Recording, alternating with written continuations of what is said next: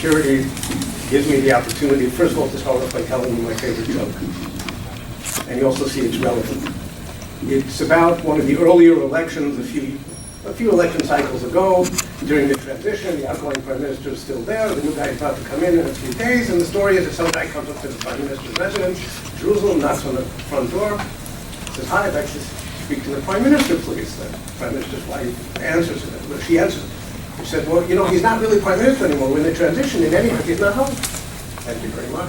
Walks away. 15 minutes later, knocks on the door. "Hi, I'd like to see the prime minister, please." He said, "I told you before, he's not really prime minister anymore. And in any event, he's not home." "Thank you very much." 15 minutes later, the same Gundli comes and knocks on the door. "Hi, I'd like to see the prime minister, please." He says, "Tell me, what are you, stupid? Are you dead? Don't you understand? He's not the prime minister anymore." He says, "I understand. It's just so good to hear it." No names. This is a nonpartisan meeting. I do have the feeling that some people in the United States might want to localize it. There's this white building in Washington, but each according to their own. I'd like to... Different punchline?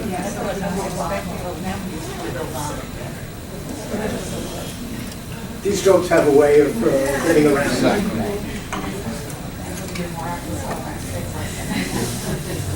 I want to start off by doing something which may have never been done before in the annals of Israeli national security discourse. It is so rare, so unusual. It is optimistic. It is positive. And I've always thought that optimism almost borders on being anti-Semitic.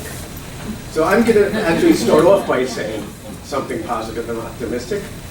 And that is at age 70. Israel celebrated its 70th anniversary, which still is this year. We've never been more secure, more military strong than we are today. And first of all, Israel exists. And after 70, and who thought that we would be around after 70 years? That was not a foregone conclusion in the early decades, far from it. So a huge success. We are today an established, prosperous, and I would argue, a fundamentally secure state. That doesn't mean that there aren't lots of threats out there. I'll talk about them in a minute. There are. But we've won our existence. Israel is here to stay. There are no existential threats today. There haven't been for quite a while. I would argue that unless Iran goes nuclear, there will not be, and even then we can handle it. There are no, and have not been for many years, significant military-to-military, conventional military threats.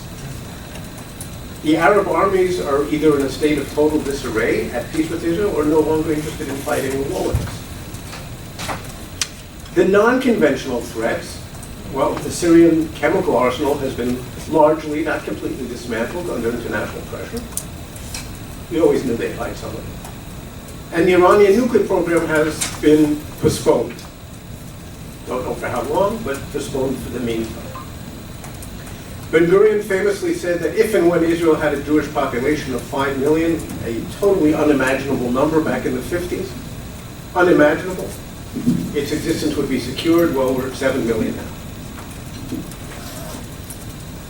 Jews have a hard time accepting good news. We have a long national history. For groans, 2,000 years of Jewish insecurity and persecution, culminating in the Holocaust. So there's good reason for our reluctance to accept good news. But I would argue that it is very much there. And we should embrace that part of the picture as well. Israel's strategic environment has been transformed, much, not entirely, for the better. We are surrounded today by failed states, the Arab states, or states in crisis. The biggest problem that the Arab states today isn't their strength, it's their weakness. It's the fact that they've come apart or are coming apart. And that the Arab Spring isn't over, it's barely begun. It's going to be with us for decades. Because all of the causes that gave rise to the Arab Spring or the Arab Winter in 2011 are there today. Most of the Arab countries have given up on any practical aspiration of destroying Israel. As I said, The armies are either at peace or in disarray or not interested in fighting. Egypt and Jordan made peace. The other Arab, the Gulf states would like to establish relations with us. As a matter of fact, there are increasingly extensive relations under the table. It used to be contingent on an agreement with the Palestinians, at least major progress with them. It is largely not. They probably can't go to formal relations, but below the surface. Last year, MBS Mohammed bin Salman, the Crown Prince of Saudi Arabia, comes out with a truly remarkable statement. Now, the man has lost a little bit of popularity since then, just a little. He comes out and recognizes Israel's right to live in the Middle East as a Jewish state. Wow, that's almost a Sadat-like moment, which we have not given enough attention to. The Syrian and Iraqi armies have been the primary threat that the IDF was built to face in recent decades, have been decimated by their civil wars. With the exception of Iran, big exception, come back to it in a minute, with the exception of Iran, the interstate stage of the conflict seems to be over, and the conflict today is Iran, Hezbollah, Hamas, two non-state actors. There's no hostile superpower today. Russia's a friendly country. The relationship is problematic, for sure. But it's a fundamentally friendly country towards Israel. Israel has relations today with more countries than ever before in its history, not just diplomatic, but in many cases very good military relations, of course economic relations, ties with countries in South America, with countries in Africa, the Sunni states. Above all, of course, we have a truly unique and remarkable relationship with the United States.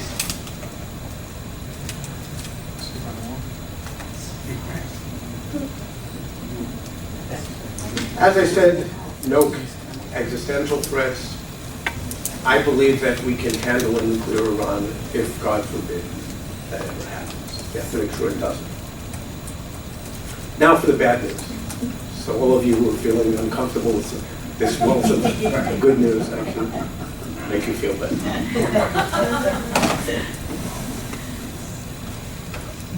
The Iranians, Hezbollah, and Hamas have correctly identified Israel's home front as its weak point, its Achilles heel.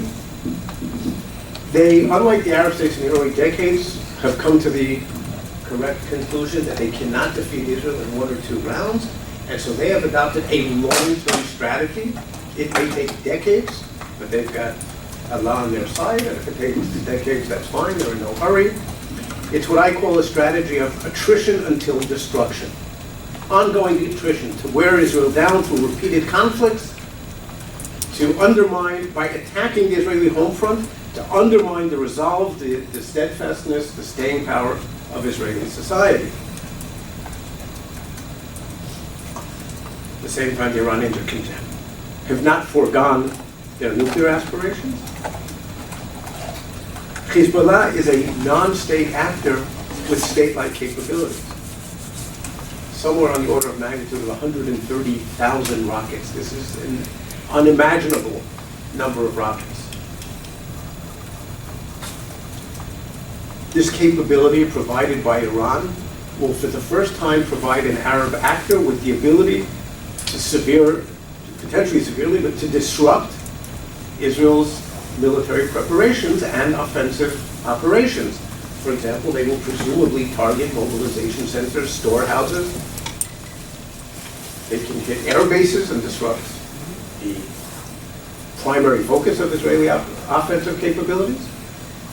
They can hit communications nodes, other forms of civil infrastructure, power plants, water stations, etc. They can hit command and control center. They can hit the Prime Minister's office. They can hit the Kiryat, Israel's Pentagon, the Defense Ministry, with the potential for unprecedented destruction to Israel's home front, a level that we have never experienced. I believe that Iran is the most sophisticated and therefore most dangerous adversary we have ever faced. They may be Michiganers, but they're not crazy. Okay, they know what they're doing. They've got a long-term strategy. They are very carefully calculating They're a rational actor within their extreme ideology. The Supreme Leader announced a 9-point strategy for Israel's destruction a few years ago. They could still go nuclear.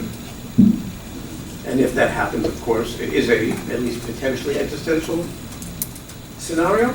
And if Iran goes nuclear, the presumption is that a number of Arab states will, or Sunni states, probably Saudi Arabia, Egypt, Turkey in that order. This is something which will take 10, 20, 30 years from the day that Iran goes nuclear, but time goes quickly, especially when you're having fun. I think Iran may be the first adversary that is too big, too powerful, and too far for Israel to be able to defeat. Now, we can handle them. We can defend ourselves. I'm not worried. I sleep quite well. But I don't know that we have the capability of defeating them. Just too far and too big. Hamas is a threat. It's a contained threat. It's a much lower order of magnitude.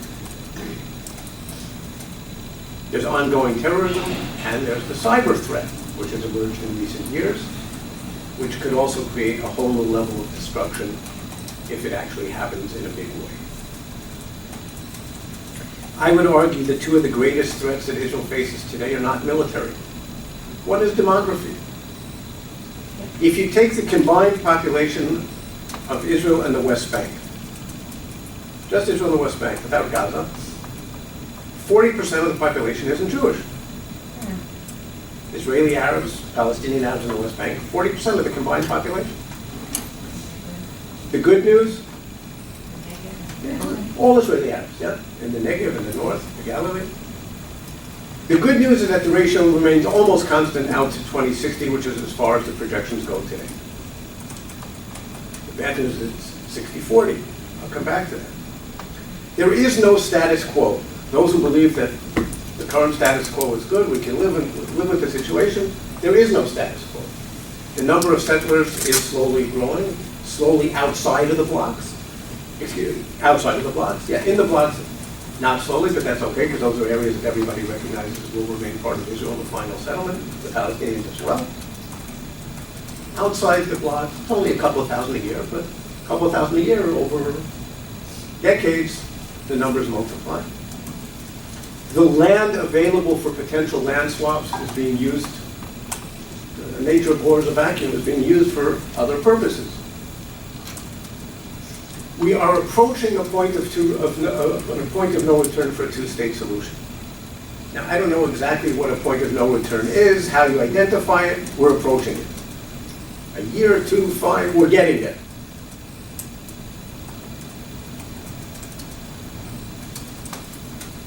There's the issue of international delegitimization of Israel.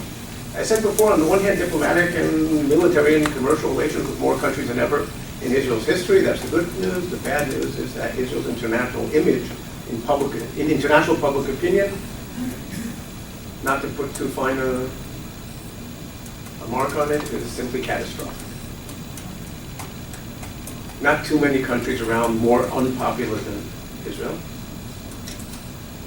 What really worries me is that it's bad enough that we lost European public opinion, which I don't think we should have allowed ourselves to do, but there are now inroads in the United States as well, and there's been a dramatic downturn on the American left, on the Democratic left. Overall American support for Israel remains pretty much the same, because there's been an increase on the right, but Israel's, one of the sources of the strength of the U.S.-Israeli relationship was its bipartisan character. And this is something that both Israel bears responsibility for, and I believe that the Jewish community bears responsibility.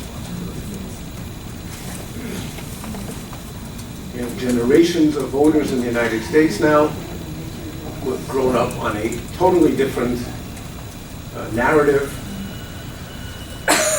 And these are people who vote already, and they are, as the years go by, beginning to come into positions of influence. We have a couple of them in Congress now for the first time, and it's going to get worse. The utility of force has diminished for Israel. Now, no mistakes. Of force, military force. Let there be no mistakes. Military force is still the fundamental basis of Israel's existence. Without it, we'd be gone.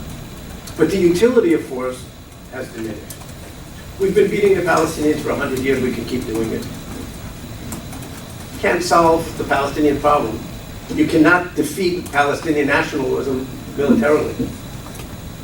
We can and may have to act militarily to prevent Iran from going nuclear. We can't prevent it. We can postpone it at best, and probably not for very long.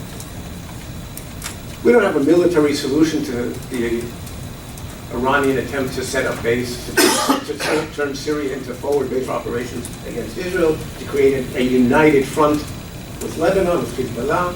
So far, we've been quite successful in doing so, but there's a law of diminishing returns here. Okay, so we've prevented it so far, or we've prevented most of it. So I'm making up a figure. For every 10 attempts on their part to transfer weapons in, we destroy 9, but 1 gets in. And they keep doing it. And I don't see, I hope I'm wrong, I don't see Iran giving up on the objective of doing this. So I don't see a military solution to it. So there's no military solution to any of the major threats we face. To make things even more joyous, there's probably not a political solution, or may not. Now, the nature of warfare has changed. This is a problem that not only Israel faces. The United States, a global superpower, couldn't defeat a few thousand insurgents in Afghanistan. Can't defeat them in Afghanistan. Well, it's not that the U.S. couldn't do it or that Israel can't defeat Hezbollah and Hamas. We can. It's just not worth the price. The number of guys you're going to lose in an operation is so much greater than the damage that they cause that this is not a political statement, a partisan statement. I simply cannot fathom what the Israeli right is talking about. We're going to lose hundreds of guys in order to save the 1 or 2 that we lose a year? I don't see the point to it.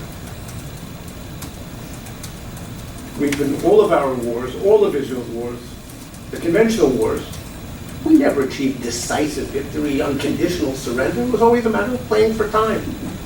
Each victory brought us another few, 5, 7 years of quiet.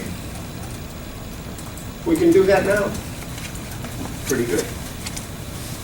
The bottom line from my point of view is, again, Israel has never been stronger, more militarily secure, and therefore more capable of making some of the fundamental decisions it faces as a country, of charting its national course from a position of strength, while the Arabs have never been weaker. I think we have a window of opportunity for another few years. The Middle East is already turning in rather bad direction. So let me tell you just a few of the policy recommendations in the book.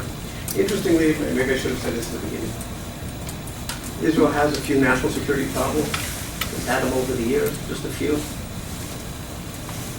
Israel has never formulated a formal national security strategy. Ben-Gurion partly did it in the early years. Dan Merido, former minister, did it in classified fashion once in 2006. He led a really comprehensive study. Those are the only exceptions, partial exceptions to what I'm saying. The reason I wrote this book was to set out for the first time and it's a proposal for an Israeli national security strategy as a basis for discussion and an argument. And I don't think I have all the wisdom, and there are lots of legitimate approaches, but now there's a written basis for people who want to engage in fact-based discourse. That's a rare commodity nowadays, not just in the United States. I think the most important recommendation in the book, an entirely unoriginal one, was that we either have to reach a breakthrough with the Palestinians in the next few years, literally a few years, and reach a peace agreement. I think that the two-state solution is the only realistic option. I don't think it's going to happen, but it's the only realistic option. And if we can't do that, then Israel has to begin taking measures to separate unilaterally from the Palestinians. And I would say, literally in the next few years, the first half of the next president's term, whether it's Mr. Trump or someone else. That's, I think, the maximum timetable that we can allow the current situation to continue. Now, let me also say, make no mistake, I don't think I'm a starry-eyed peacenik. I think a Palestinian state will be another failed, corrupt Arab dictatorship. It will be an irredemptive state. there will not be a wonderful kumbaya peace with them. I think there will be some level of ongoing hostilities even after peace. I hope it won't be a catastrophe. If it's going to be a catastrophe, then we shouldn't do it. But I believe that there is nothing more important, other than our existence, and I'm willing to pay a price for this, nothing more important than maintaining Israel's Jewish and democratic character. And if that's the case, we have to find a way to separate from them, even though it's not going to be a wonderful peace. And when I say taking unilateral measures, it means, first of all, we stop any settlement outside of the blocks. It means we begin providing voluntary inducements to those settlers who wish to return to Israel proper to do so, and you would be amazed, I'm privy to some inside information, at the number, including the hardcore community, who would love to do so if offered the financial inducement to do so. I mean, they can't afford to get up and leave their homes. Given compensation, you would be surprised at the I think it's a majority among the non-hardcore, and it's a substantial minority even among the hardcore. I mean, the real hardcore. But actually would like to move back into Israel instead.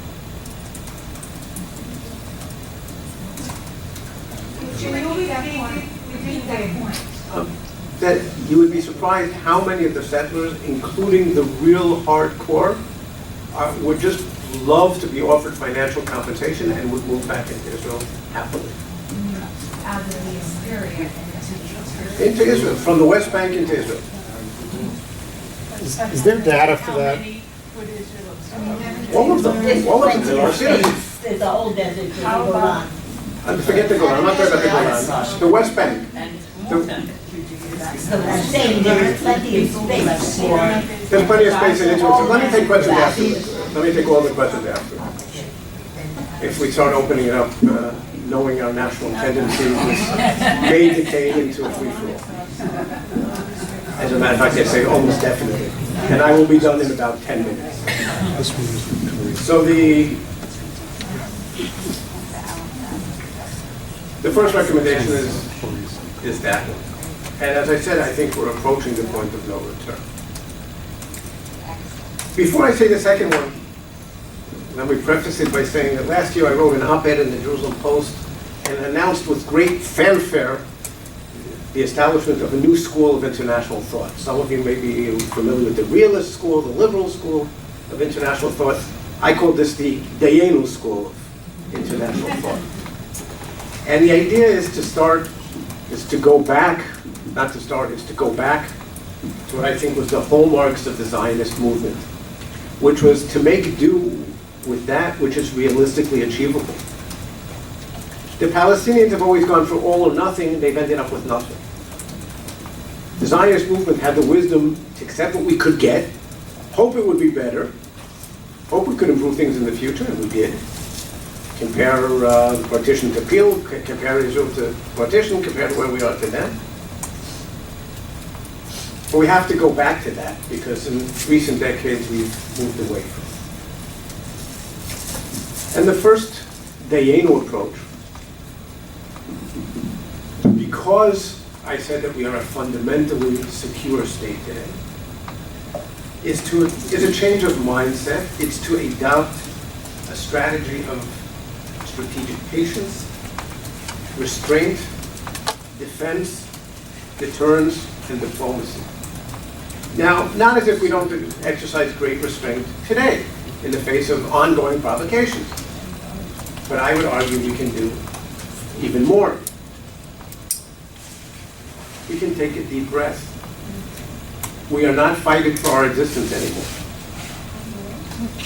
What has happened in the last 3/4 of a year in Gaza is very unpleasant. If you live around the Gaza area, it's very unpleasant. Not a single person was scratched or let alone killed by the kites and the balloons. Not a single person. Would you want your There was kids minimal raised property in that? damage. It wasn't a big deal. A few fields were burned. They were plowed under. Believe me, the total cost was about 10 minutes of the cost of finding. And all the trees. A few trees were burned. Just a few. A few trees, yes. A few trees, and that's why we have J&F who plants in the woods. It is infinitely better and cheaper I'm willing to lose lots of trees before I'm willing to have one guy scratched in a military operation. Okay? So we have to adopt a long-term strategy of an established state. So first of all, patience. We're here for the strategic patience. We're here for the long haul. Secondly, more emphasis on defense. Now, when I say defense, Israel's already got a partial rocket shield, Iron Dome, David Sling. There's another new name Israeli coming. We've got a partial rocket shield. This stuff is extraordinarily expensive. To go from what we have today to what I advocate is another small $5 to $7 billion of Israeli money, in addition to the $5 billion that the U.S. has budgeted in the new 10-year aid package, $500 million a year for 10 years for rocket defense. So that's $5 billion and another $5 to $7 billion. Now, that's big money for Israel, $5 to $7 billion. But since the threat today is the threat to the home front, it's the rocket threat, that's the primary threat we face today. If we can largely, you can never do things completely in military affairs, but largely neutralize this threat for $5 to $7 billion, it's a multi-year expenditure, we can do it. And if we have to impose an Iron Dome tax, it'll be the first tax that the people of Israel, I think, will pay happily.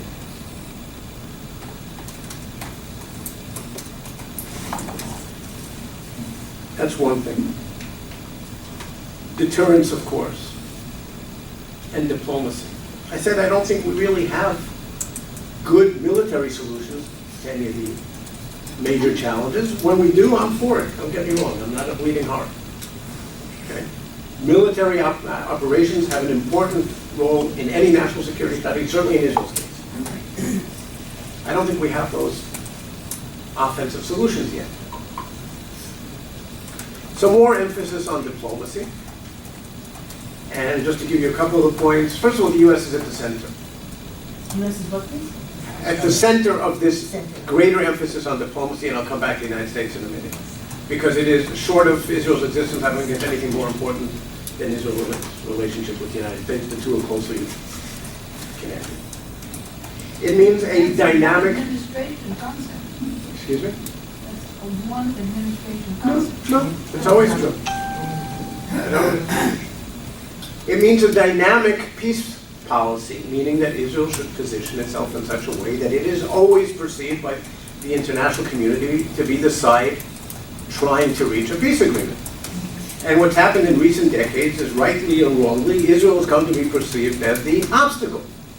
And the Palestinians are the side that wants peace. Well, no, it's not just the media, it's also because of our policies. And policies which half the people of Israel do not support, you cannot expect the international community to support. And it's anti-Semitism, isn't it? No, No, there's some of it, but it's mostly a disagreement with the policy.